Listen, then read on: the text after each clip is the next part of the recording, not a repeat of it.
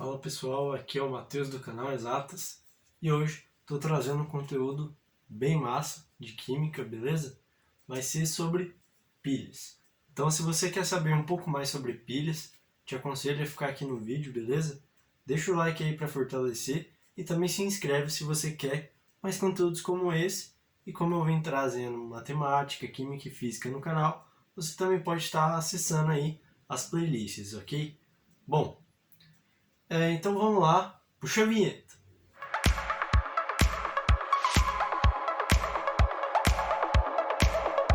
Começando então, para a gente falar de pilhas na química. Bom, você sabe que a pilha, eu tenho uma pilha aqui, beleza? Ela serve para alimentar um sistema, certo? Se você quer usar o controle remoto da televisão, se você quer, por exemplo, ligar o motor, coloca a bateria do carro. A bateria, por exemplo, é um conjunto de pilhas, elas estão agregadas ali, elas estão em série, em paralelo, todas juntas, ok? Então, você utiliza a pilha, né, no cotidiano para alimentar sistemas elétricos, certo? Você utiliza da pilha para circuitos elétricos, ok? Bom, você também pode utilizar a pilha ou uma fonte de energia, um gerador, por exemplo, na eletrólise também. Então, provavelmente vai ter outro vídeo aqui no canal. Não sei se vai ser o próximo, mas vou estar dando uma olhada depois. Então, a eletrólise ela também usa esse fator aí de gerar energia, certo? Então, vamos falar um pouco mais de pilhas, ok? Importante para os vestibulares, beleza?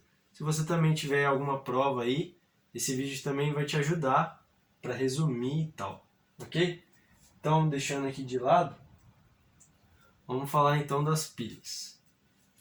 As pilhas, elas são conhecidas por apresentar ter um processo espontâneo, ou seja, ela não ocorre de forma forçada, ela ocorre assim, de forma natural, as condições normais, ok? Então, ocorre um processo espontâneo, sem ter alguma força externa, uma ajuda externa, beleza? E aí, ela vai se basear nas reações de oxirredução. O que seria a oxirredução? Seria meio que, eu coloquei aqui, o ir e vir de elétrons, beleza? A oxirredução, ela se baseia no comportamento dos elétrons no sistema. Se eles saem, entram na eletrosfera de determinado átomo, certo? Então vai depender do deslocamento desses elétrons, beleza? E aí com esse ir e vir de elétrons, a gente vai apresentar cátions e ânions. Vai ter espécies, vão ter na verdade, espécies que vão perder elétrons, vão se transformar em cátions, e vai ter espécies que vão se transformar em ânions, certo? Vai ficar negativo. E aí a gente vai apresentar o cátodo e o ânodo da pilha. O cátodo seria o polo positivo. Aqui novamente pegando a pilha, você pode ver que a gente tem o mais e o menos. O mais seria o cátodo e o menos seria o ânodo da pilha, ok? Bom, e aí, como a gente falou que a gente vai ter um ir e vir de elétrons, um deslocamento, a gente pode também pensar na corrente elétrica. Como você deve ter visto na aula de física, certo? Na eletrodinâmica, eu falei sobre corrente elétrica, no deslocamento dos elétrons, quando você tem um fio, por exemplo, beleza? Então, vou deixar o card aqui em cima se você tiver uma curiosidade de olhar o vídeo. E se você já tiver visto, beleza? Deixa o like lá para ajudar também. Ok? Então, se a gente vai ter a corrente elétrica, a gente também vai ter que ter, pô, a gente precisa ter uma diferença de potencial, certo?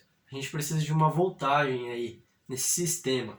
E aí vem a força eletromotriz, como a gente chamava antigamente, ou a gente pode chamar também de força eletromotriz quando a gente se refere a um gerador, certo? Ele está gerando volts para o sistema. Ele está gerando uma corrente elétrica, ok? Bom, é isso sobre pilhas. um resumo rapidinho, ok? Então, continuando aqui, a gente tem no meio das pilhas as pilhas galvânicas e as pilhas voltaicas. As pilhas galvânicas, elas são chamadas assim devido ao seu criador, né, Luigi Galvani. Ele foi o que idealizou esse modelo de pilha, certo? Ele viu que você precisaria de dois eletrodos e um eletrólito, pelo menos, para você formar uma pilha galvânica. Bom, começando aqui, eletrodos seriam esses dois aqui. Os dois teriam que ser ou eletrodos inertes. Não, inertes eu acredito que não. Inerte seria mais para eletrólise. Então, os eletrodos eles teriam que ser reativos, ok? Eles, se fossem iguais, eu acredito que não ocorreria reação, porque não haveria diferença de potencial de redução, diferença de potencial de oxidação, certo? Então não haveria o fluxo de elétrons, como eu falei. E aí, eles teriam que ser de materiais diferentes, ok? Cada um com seu potencial de redução, seu potencial de oxidação. E aí, a gente vai aproveitar quando esses materiais eliminam os elétrons no meio, certo? Ali se estiver em meio aquoso, na substância ali em questão que ele está mergulhado, certo? Então, ele vai liberar os elétrons e a gente vai aproveitar quando ele libera e quando ele absorve esses elétrons, ok? Para gerar a corrente elétrica. Inclusive, se você pôr um voltímetro aqui na pilha galvânica, ele vai marcar a diferença de potencial, beleza? Então, a gente vai precisar de eletrodos com diferentes naturezas, enfim, diferentes elementos. E a gente também tem que ter um eletrólito. Esse eletrólito também é conhecido como ponte salina. A ponte salina serve para equilibrar, ou seja, aumentar a vida útil, a gente pode falar assim, da pilha, ok? Então, é isso sobre as pilhas galvânicas. Eu vou trazer depois, daqui a pouco, um exemplo da pilha galvânica, que é a mais conhecida, a pilha de Daniel, ok? E aí a gente também tem as pilhas voltaicas. Aí você deve estar pensando em voltaico, volt, é parecido, certo? E não é muito coincidência não, porque o criador, ele se chamava Alessandro Volta, ok?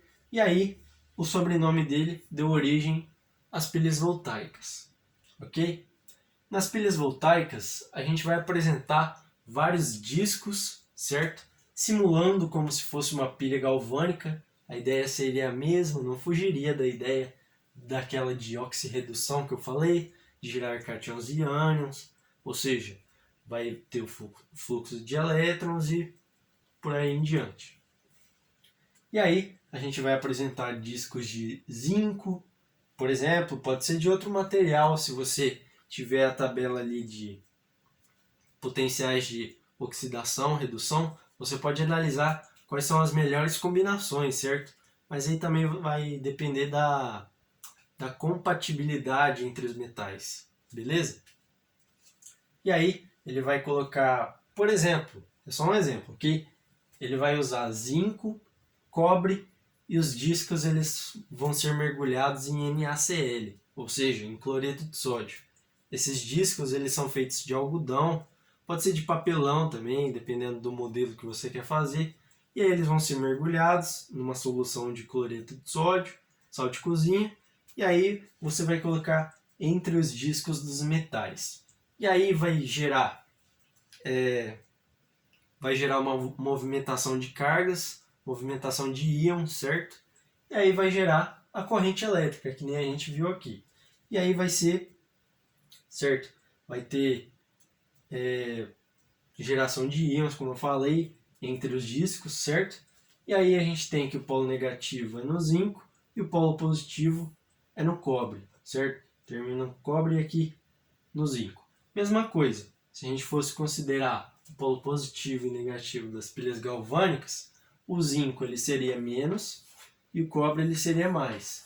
do mesmo jeito que está apresentado aqui, certo? E aí, só uma curiosidade, né?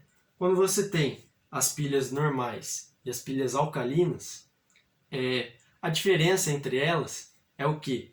A intensidade da força da pilha alcalina com certeza vai ser maior. Por quê? Tanto que a gente precisa das pilhas alcalinas para sistemas que a gente necessita mesmo de mais voltagem, certo? De uma corrente um pouco maior. Então, essas pilhas alcalinas, como o nome já diz, vêm dos metais alcalinos, que são representados pela família 1A da tabela, certo? Sódio, lítio, enfim. Baterias de lítio são bem comuns, inclusive. E por aí vai, ok? E aí, pela diferença de eletropositividade e eletronegatividade, eles vão ter maior número de íons gerados, enfim. Aí vai depender do caso, né? De quais metais você vai combinar e dos potenciais de redução, ok? Então, acredito que é isso a parte inicial das pilhas. Então, eu vou voltar daqui a pouco com o exemplo da pilha de Daniel, beleza? Falou! Voltando então para falar sobre a pilha de Daniel. Bom, esse aqui vai ser o esquema da pilha de Daniel, ok? Eu vou utilizar o metal cobre e o metal zinco para poder exemplificar a pilha de Daniel, mas aí você poderia usar outros metais, enfim, vai depender da tabela de potencial, ok? Então, beleza. Para começar, a gente tem dois recipientes, certo? Posso pegar dois beckers, dois potes de vidro, enfim. E aí eu coloco em um pote, coloco uma solução de sulfato de cobre, o CuCO4, ok? O Cu ele vai ser 2 mais e o SO4 2 menos, ou seja, sulfato de cobre 2, perdão, falei errado. E aqui vai ser o sulfato de zinco. O zinco, como tem carga fixa, seu NOx é fixo, 2 mais, vai ser sulfato de zinco, ok? Então eu coloco aqui sulfato de cobre 2 e aqui sulfato de zinco, ok? Mergulho aqui o cobre metálico, uma barra, certo? Um eletrodo reativo que vai participar da reação, certo? E aqui eu coloco outro eletrodo, nesse caso de zinco, beleza? Então zinco e aqui sulfato de zinco, aqui cobre, sulfato de cobre, beleza? Bom, se a gente olhar na tabela agora dos potenciais de oxidação e redução, a gente vai perceber o quê? Que o zinco ele vai tender naturalmente a perder os elétrons. Ele vai ter um potencial de oxidação maior que o cobre. Ou seja, é mais fácil oxidar o zinco do que oxidar o cobre. Então vai acontecer o quê? Que o zinco ele vai perder elétrons para o cobre. Beleza? Então, pensa aqui comigo. Eu tenho os potenciais de redução e os potenciais de oxidação. Se o potencial de redução é maior, quer dizer que ele vai ganhar os elétrons mais fácil. Se ele tem o potencial de oxidação maior, ele vai perder os elétrons mais fácil. Ou seja, quando tem oxidação maior, ele vai ficar mais positivo, ele vai perder os elétrons. Agora, se for redução, ele vai ganhar os elétrons, ou seja, ele vai ficar mais negativo, beleza? Bom, e aí a gente pode analisar esse espaço aqui do cobre e o espaço aqui do zinco. O zinco, como eu falei, ele vai perder os elétrons, certo? Esses elétrons eles vão ficar nas beiradas, certo? Alguns vão percorrer aqui a corrente elétrica, vão acender a lâmpada, ok? Beleza, então. Eles vão para cá, tá até apontado o fluxo de elétrons para a esquerda. Lembrando que se eu espelhar, pegar esse aqui, espelhar assim, o fluxo de elétrons vai estar para lá. Então, nunca decora assim que o fluxo de elétrons está para a esquerda, para a direita, que o exercício ele pode te enganar, certo? Você tem que saber analisar o sistema de oxirredução, analisar as cargas, analisar o potencial de oxidação e redução, e aí você sabe a direção, né, de onde está partindo os elétrons, fluxo, para onde vai, ok? Então, o zinco ele vai perder os elétrons e quem vai ganhar vai ser o cobre, ok? Esses elétrons que estão aqui incrustados no zinco, bom, como eu falei, ele vai perder, né? Vai percorrer a corrente elétrica, vai parar aqui na lâmpada, vai acender, aí vai continuar até chegar no eletrodo de cobre, ok? O eletrodo ele vai estar naturalmente mais positivo. Assim, entre aspas, né, positivo, porque ele está neutro.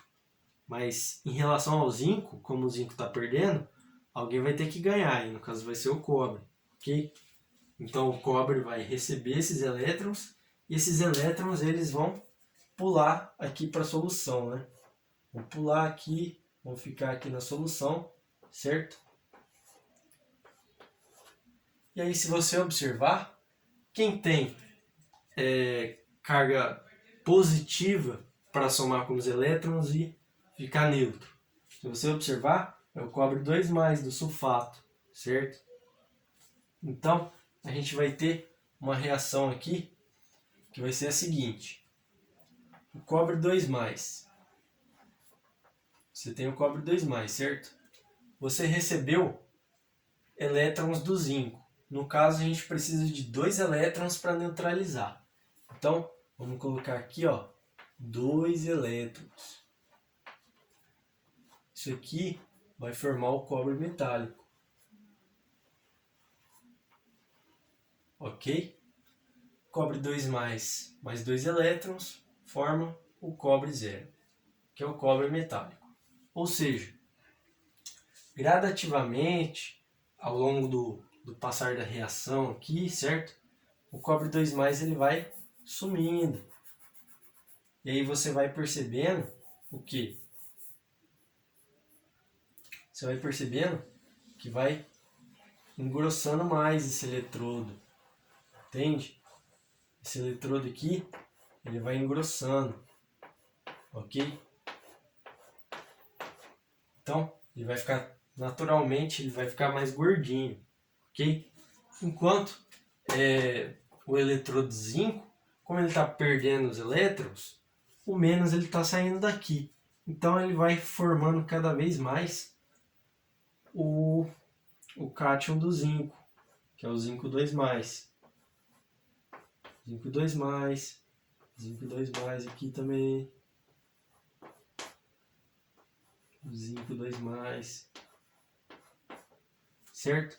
Então, ao longo da reação, ele vai sendo consumido.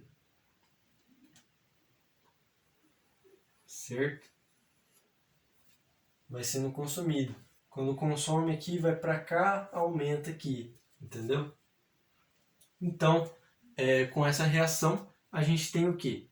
A gente pode analisar as cargas, certo? E caracterizar qual é o polo positivo e negativo da pilha. Bom, com o fluxo de elétrons está para cá, a gente aumenta aqui, a gente ganha os elétrons, a gente pode falar que esse é o polo positivo. Lembre-se disso. Também que ele vai ser o cátodo da pilha. E por ser o cátodo da pilha, ele vai reduzir, ou seja, ele vai ficar mais negativo. Se ficar mais negativo, quer dizer o quê? Que vai sobrar mais SO4 2-, beleza? Então, naturalmente, essa solução aqui vai ficar negativa por causa do SO4 2-, enquanto aqui vai ficar mais positivo por causa do zinco 2+. Então, a gente tem aqui, ó, positivo e negativo. Aí para isso vai servir a ponte salina. Você sabe que aqui a gente tem o cátion Na+, e o ânion Cl-, certo?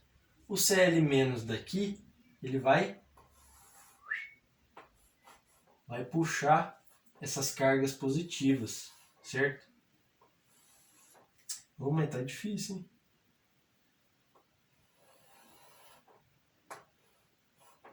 Aqui. O Cl-, vamos repartir assim no meio, ó. O Cl- ele vai puxar essas cargas positivas que estão a mais, certo? Aqueles cátions do zinco. Então vai acontecer o quê? Que vai começar a lotar de zinco aqui, vai sobrar mais espaço para entrar mais zinco, certo? Para consumir mais, e gradativamente isso aqui vai corroendo, entendeu? Então, quanto menos reagente, mais produto vai ser formado, entendeu? A mesma coisa acontece com o cobre. O Na, ele puxa o SO4, que fica a mais, e aí vai sobrar mais, não vai sobrar mais, né? Mas vai ficar mais acessível cobre 2+, para participar da reação, né? De aglomerar ali para virar cobre metálico, ok? Então o SO4 ele junta aqui,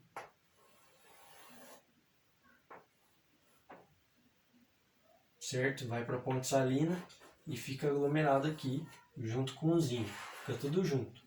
Já que é meio que uma solução aquosa que eles estão, então por isso que eles estão ionizados.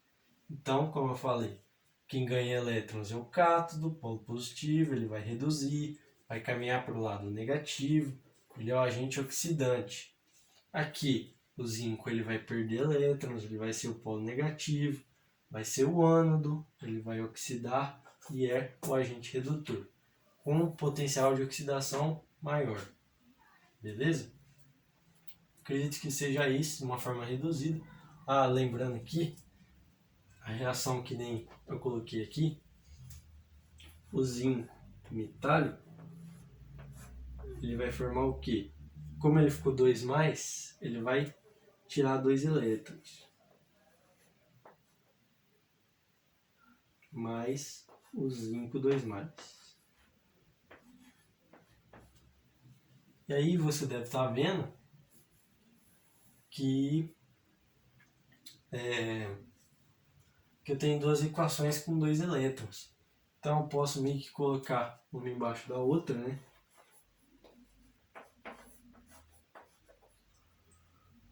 Aqui. Mais 2 elétrons forma cobre metálico. Então, se você observar, eu posso cortar esses 2 elétrons com esses 2 elétrons, porque está antes e depois, aqui. E aí vai acontecer o quê? Que a gente vai ter a equação global, a gente pode falar. O zinco 0, metálico,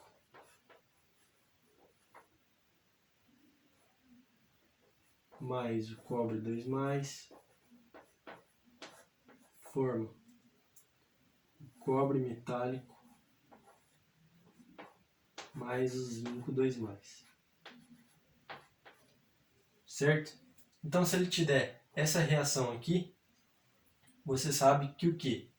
Que o zinco está caminhando para o lado positivo. Se ele está caminhando para o lado positivo, ele vai oxidar. Se ele oxida, ele é o ânodo. Se ele é o ânodo, ele está perdendo elétrons. Mesma coisa com o cobre.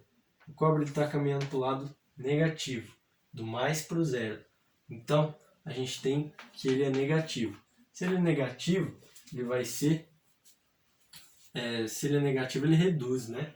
Se ele reduz, ele vai ser o polo positivo, que é o cátodo da pilha, que vai ser o agente oxidante. E aí ele vai ganhar elétrons, ok? E aí a gente também pode representar a pilha pelo seguinte jeito.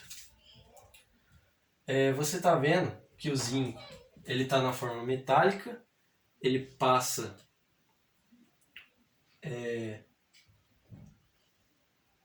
o zinco ele está na forma metálica, ele passa para a forma ionizada, o zinco 2+, e aí a gente tem que o cobre 2+, ele passa a virar cobre metálico. Então, a gente tem o que? O zinco 0, aí barra zinco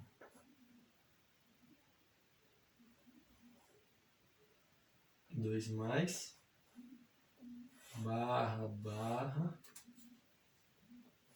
cobre 2+, barra cobre 0. Certo?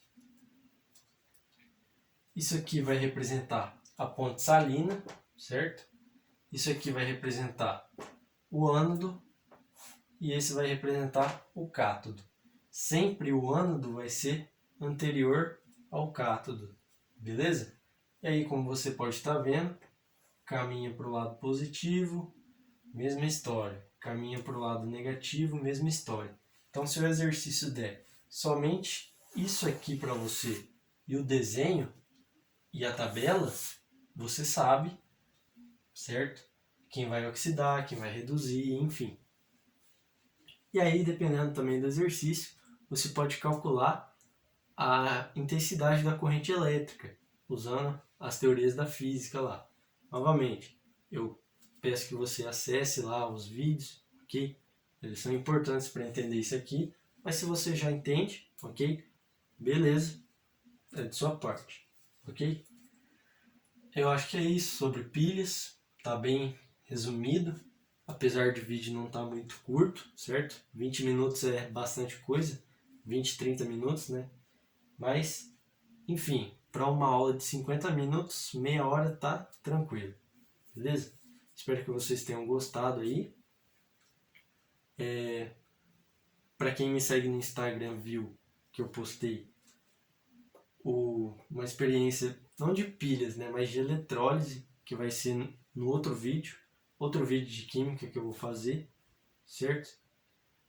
E aí, eu acho que é isso. E aí, sexta-feira vai ter live no Instagram, nessa sexta já, às 4 horas da tarde, certo? Na verdade, 5 horas da tarde no horário de Brasília, dependendo de onde você vai assistir. Vou deixar o link do Instagram aqui na descrição, se você quer ir lá e conferir, beleza? Então, acredito que seja isso. Valeu, é nóis e falou!